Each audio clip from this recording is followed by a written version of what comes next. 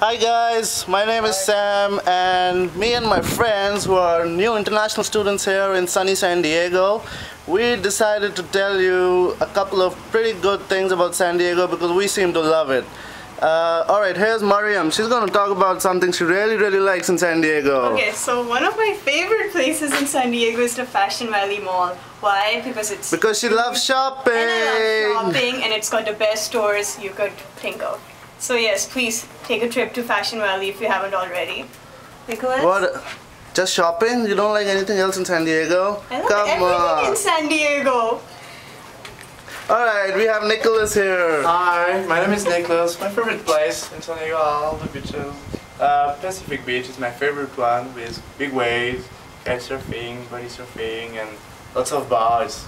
Definitely good place to be day and night.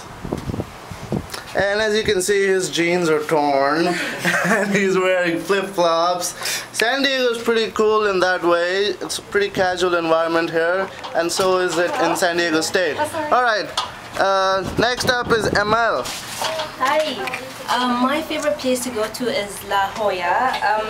It's the most beautiful place to find in San Diego. They have amazing beaches, and I really suggest that place to go to in the weekends, and it's just like what you see in movies, American movies.